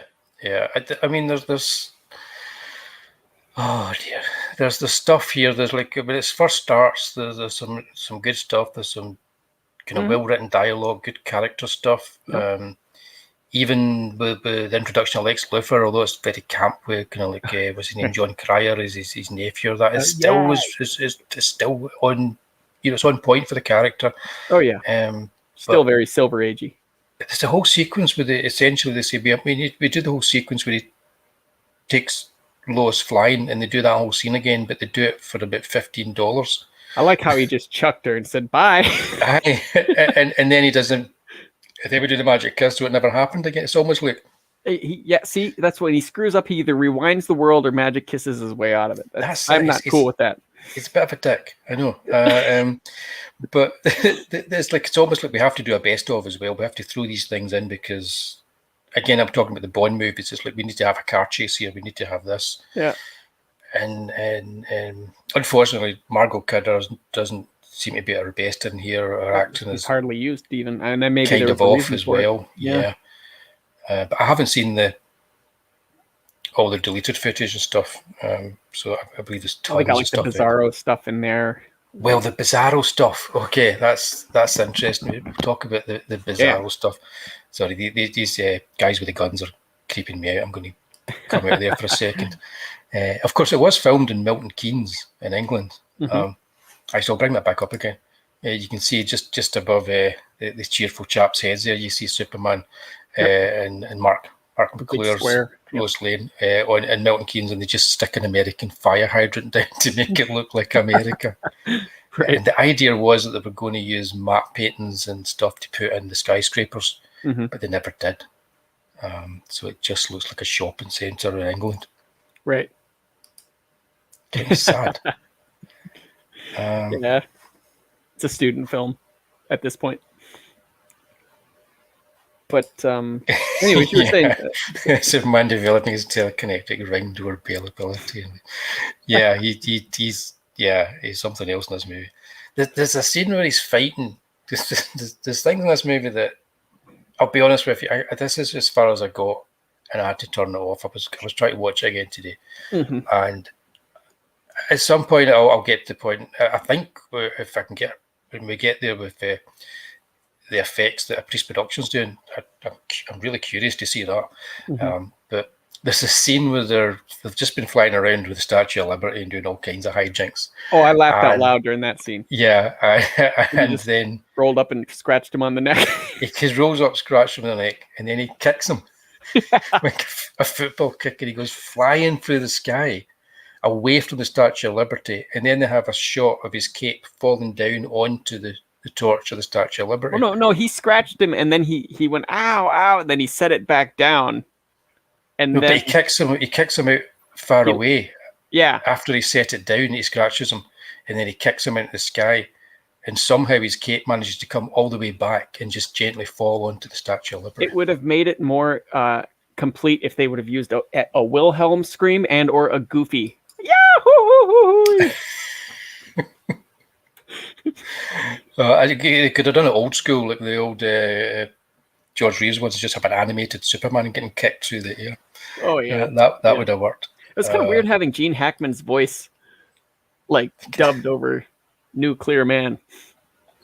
It is it's kind of odd. Yeah, there's a thing that as well that they do in this movie that could have really worked, and that's this whole idea of the Daily Planet being taken over by a tabloid kind of owner. Wow, so talk about predicting the future. Yeah, and you look at it, you go, that they were really wanting something, but that's why they were doing all this. But again, there's just too much of everything happening for them to even focus on that. Hey, Soul Ion, you're right in the middle. We're right in the middle of Superman 4. So Hey, Soul Ion, yeah, we're right in the middle of it right now. I've finished my drink. That's the only way I can manage it. Yeah, thanks for joining us. He's on his second bottle. I don't know what's happening. But yeah, it's kind of like there just is. I've forgotten how much happens to this. It goes from one plot to the next plot. It's almost like we're going to give them quality over quantity. Yeah, episodic quantity TV, over quality. The A plot and the B plot. So you see it in an episode of LA Law or an episode of Star Trek Next Generation with the A story and the B story. Sometimes they can come together at the end. Sometimes it's just separate. This has got like the A, B, C, D stories all running. And the main one, the one that they really pushed it on was Superman gets together all the nuclear weapons. Is it nuclear or nuclear? Because Gene Hackman, I don't know, he doesn't know. Right. He gets all these weapons together and he throws them out in space. The sun, isn't it? So I thought you'd be happy that they were able to get a whole season's worth of TV into one movie. Oh, no. The whole problem with the movie is that plot line, because it links Superman to real world problems in a way that if you do that, then your suspension of disbelief goes out the window, because you start thinking, how would countries actually react if Superman did that? But then at the end he said, hey, it's not for me to decide. Yeah, I know, but yeah. That's only because he's fought Mark Pillow. It was very silly, and it was very signally, and it was very like beat you over the head with the message, and that's very Hollywood. Yeah. So I mean, that right there was they're trying to make Superman too noble and strayed from the formula of, hey, I catch people falling out of buildings. Solan's that's a good point, because my avatar I could have quite easily made it crypto, couldn't I? Yeah. And though I think partially that right now Superman is very much, I mean, they won't say truth, justice, in the American way. He's very much a world icon now, kind of where you saw the that example in Superman Returns when he kind of went up into the world and he listened to all the screams and went and picked out the ones he thought was most urgent, which is silly when you think about it. But they're saying, oh, he's for the world. And I think this is almost the genesis of that. Like, making it, he's saving the entire world, not just Metropolis, not just the US. He's for the world kind of thing. And I'm a big fan of keeping the character in their city, because it's a fictional city, for goodness sake. Keep them in their city. There's lots to do. But, Well, this is very much not Metropolis. We know Metropolis is the DC version of New York, but this is very much just New York. But unfortunately, it looks like Milton Keynes. I thought it was like Metropolis was based on like either Alberta or San Francisco, or maybe like a amalgam of them, because Gotham, I think, is New York. Yeah, I've always thought like one's kind of like uptown and one's downtown sort of thing. And the Flash almost runs in like the Twin Cities. It's like Central City and Keystone City, because they're almost like together into one big city. And right. There's this one thing I read where they were kind of comparing them to different stuff. But I want to say it was like Toronto or Alberta with a little bit of San Francisco, because they take Alcatraz and they put it there and make it a coastal city and stuff like that. Right. Okay. Yeah. Yeah, in my head, it's always been like one's been the kind of like the utopian sort of like based version of New York, and the other one's been a more dystopian version. That's kind of how I've always approached them. If I was to make a movie, I would probably just have them as two cities separated by a bridge. Oh, really? No, not at all. Funny you mentioned that. Right. Okay. Now, the Superman doing aerobics. It feels like a callback to Superman 2 with Mario Hemingway, and it's kind of like this. All this kind of stuff. You know what they're trying to do, and it's not quite doing it. Scene for Clark to be silly. Yeah, I know, pretty much. And then he does the bully thing and throws a huge heavy weight on the guy for being pretentious.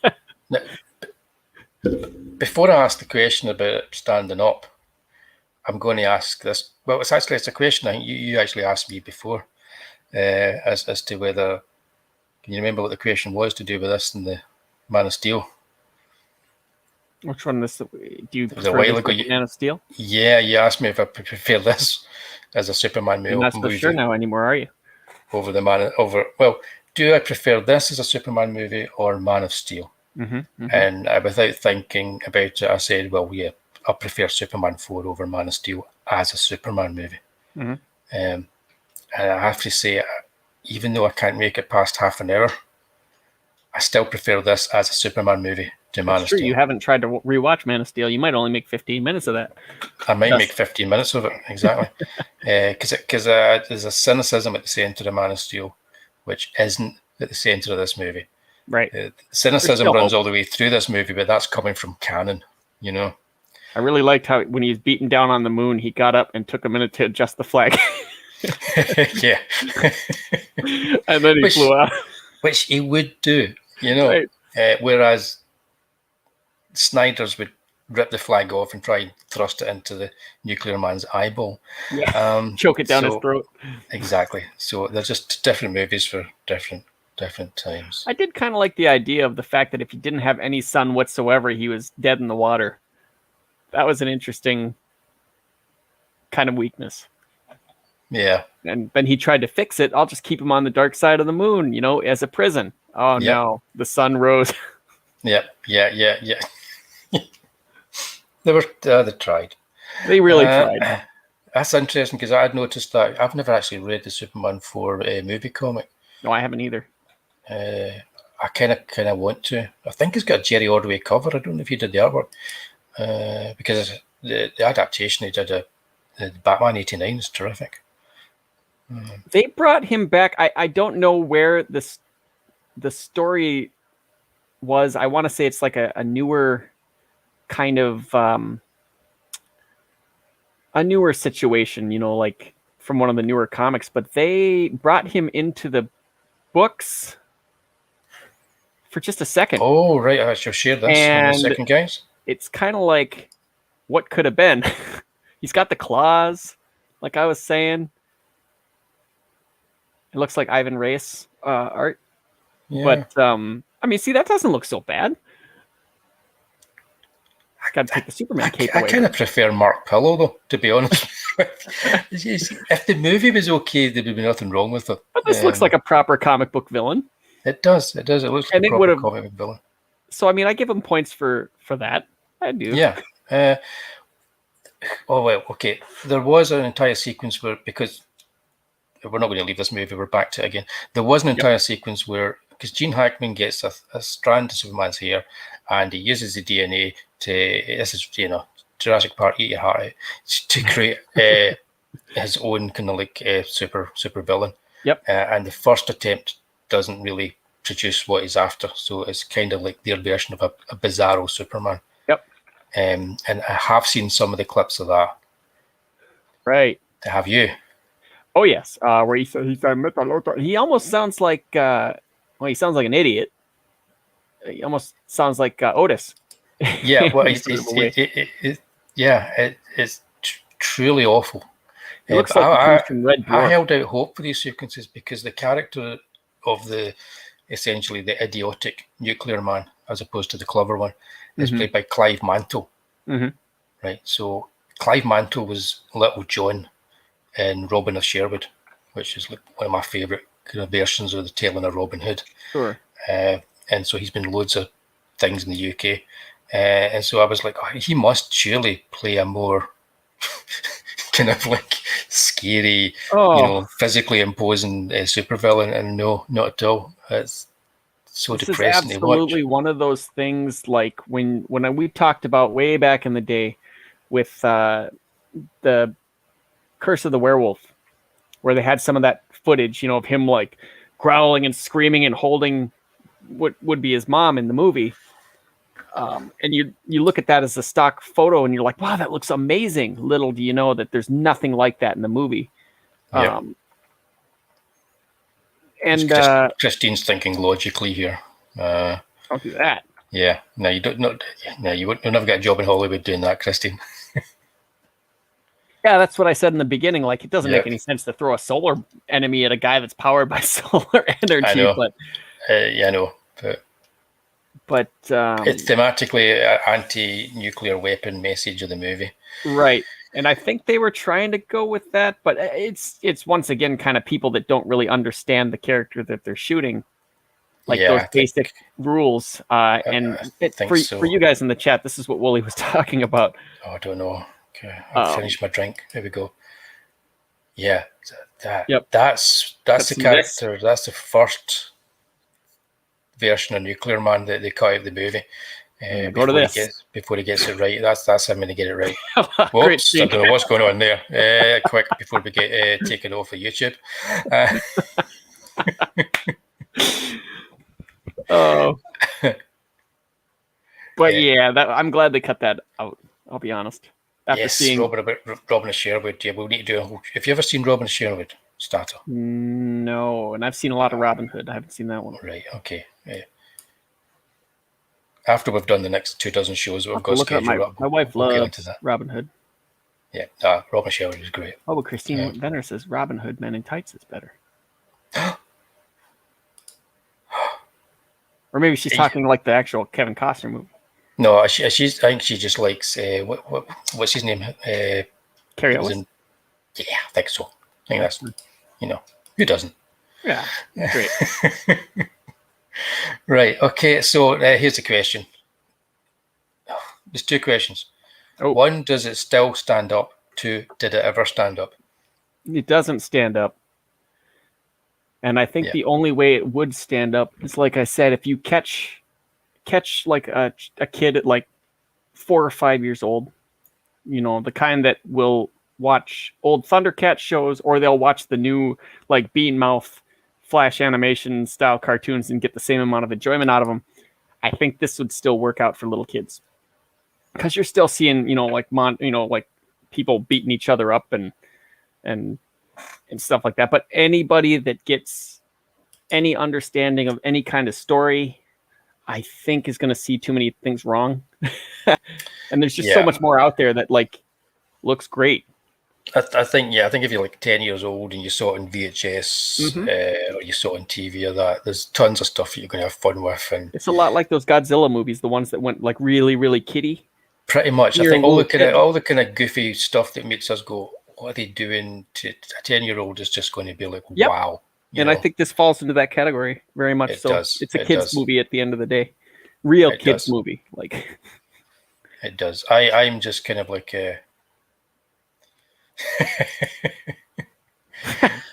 Superman 4 is a far superior film visually to the Turkish Superman the movie and Indian Superman film. Well, after seeing Turkish Dracula, we watched Turkish Dracula one evening. Dracula in Istanbul. Oh yes. But do drop a link if you want to kind of grab a link and drop it in this chat. Please do if you haven't already, and people can head over to your channel and see what you've been working on, because I'm going to do that. It doesn't stand up, and no, it didn't stand up unless you were a child who saw it, and it'll have some kind of connection with you. And you know what? That's a cool thing. So that's all good as far as I'm concerned. Levels step down in quality and budget with each return. Yeah, kind of. But what people don't seem to realize these days is movies didn't generally do better with every sequel. It was always a case of diminishing returns. So the budget did get lower and the movie didn't make as much money. Classic examples like the Planet of the Apes series, where every movie would cost less. So it was all relative to the amount of money they were bringing in. So it's just a very modern thing where it's going to go out 2 billion this time, all this kind of stuff. Well, now modern, they map out 8 movies and then it doesn't do well and they have to cancel every one of them. So yeah. Back then, they just had a vision and they made a movie like Superman 4. And if it was good, they just made something else up. Took a little loose end from the last movie and built off of that. And look how happy Golan and Globus are down there. Yeah, it was before the bankruptcy. Yeah, before the bankruptcy. There was lots of things happened in this movie. One of the stuntmen broke 2 arms, both his own. I was going to say 2 of them? 2 of them. Goodness. And sued them for about $1 million or something. And anything that happened like that, the money would come out the budget. Oh, yeah. The guy didn't want it made, so he broke his own arms. Yeah, I think so. So there's tons of stuff. Excellent. So there's a link in the chat. I got a link.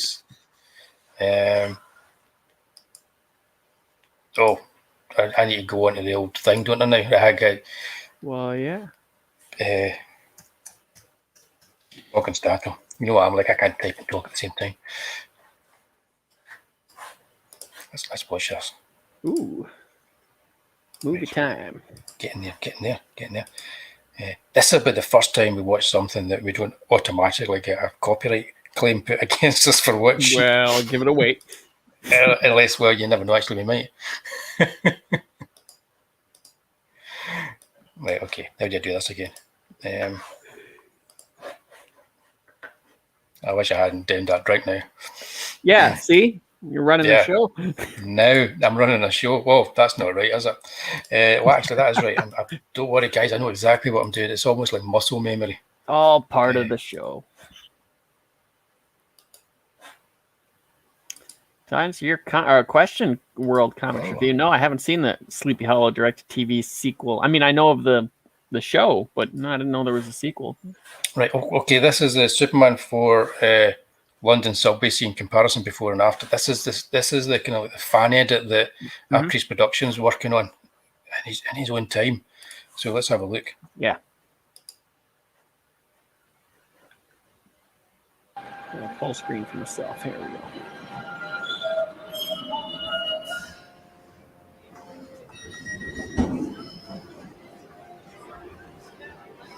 You'll be all right. I think he needs a doctor. Superman! John, one moment. I'd like all the people back there to know that our subway system is still the safest and most reliable means of public transportation. Thank you. Got to crib off that first scene, or first movie. Thanks. You're late, kid. Sorry, Mr. White. Won't happen again. Ha! That's already like 100 times better. It looked nice. Yeah, that's good job. Yeah. That's good. It actually looked like he was in Metropolis. Oh, wait a minute. I'm now playing some trailer. Hang on a minute. Turn that off. Yeah, excellent. Good stuff. Yeah, that's exactly what they didn't do at the time, was make it look as if it was in a New York subway. Make it look as if he was in Metropolis, in a Metropolis subway. That was another thing I laughed out loud at when Nuclear Man is like blowing stuff up because he's like, tell me where she is or I'll hurt everyone. He's like, stop! The people! The people! No! No, it's looking good. It's looking very consistent between the footage and everything as well. Yeah, excellent. Nice. Yeah, thanks for coming along this evening and sharing that with us. Absolutely. We'll dive along and have a look at the other clips and stuff you're working on. Then we've got the link. So that's us then. That's us. I now need to share my screen because this is the way it works. It doesn't let you share more than one. It's really quite annoying. Because that's us done then. So Superman 1, classic. Superman 2, not bad. Still kind of a classic. Yeah, kind of classic. Superman 3, depending on your view, to me it's kind of a classic. It might just be, a guilty pleasure. Or Superman 4, probably hit it with a shovel, I would say. But as we've seen there in just that short clip, it could be vastly improved. And we've got somebody that's doing that, so that's cool. That's us then. That's us tonight. Superman 1, Superman 2, Superman 3, Superman 4. Thanks to everybody for coming along, joining us in the chat. And this has been fun. I've enjoyed this. So much. Yeah. Before we go, though, this has been Wullie and Statto at the movies, season 2. like that really matters. Next week, we're not going to be here, but we will be premiering. Hang on. I'll do that again. Premiering my and Lucifer Storm's retro review of Tenebrae, and there you see Mary Whitehouse is not at all happy. As we look at Tenebrae, it's edited down from the original stream that we did on Tuesday night, which I've had to go in and chop away at because there was so many copyright claims to it that practically nobody in the world was able to watch it. So it'll be interesting. So please join us next Thursday, 8 o'clock. We'll watch it live with you. It's only about 25 minutes, and we'll have a good wee natter in the chat. It's going to look like the Donner cut. It's kind of like this. This is like my Donner cut over live streams where I take out all the stuff. No, I'm going to have to say something. I'm going to have to kind of like point out that I called Anthony Franciosa James Franciscus 3 times on Tuesday night, and nobody picked me up on it. No, not a single person picked me up on it. So, politeness and devotion from you. It must have been, guys, you got to pick me up when I make those mistakes. I know I'm getting on in years, but I think the only reason I did that is because James Franciscus was in Beneath the Planet of the Apes, and that's always something that's in the back of my head. Yeah. But I rectified that for this cut because it's a director's cut. Brilliant. But me and Statto are going to be back 2 weeks' time with Comic Book Gold, and we're going to be looking at the day the Lord died. Yep. So if you haven't checked out our little retro review of The Cursed Earth, please do. It's just about an hour. It's the first time Statto had actually read proper Judge Dredd stories. And then 2 weeks after that, I'm going to get kicked off of Wullie's channel forever. Yes, yeah, because we're going to be talking about both Judge Dredd movies. So that's going to be a fiery night, that one. So thanks for joining us tonight for the Christopher Reeve Superman movies. Like I say, every Thursday something will be happening here. So all the regulars, thanks. All the newbies, thanks. Priest Productions, thanks very much for sharing that with us. Everybody get over there and sub to his channel after you've subbed to mine. There you go. So I'm almost as good as the wise guys now. So that's it from me and Statto. Good night, everybody, and we'll see you in the funny mix. Good night, everybody.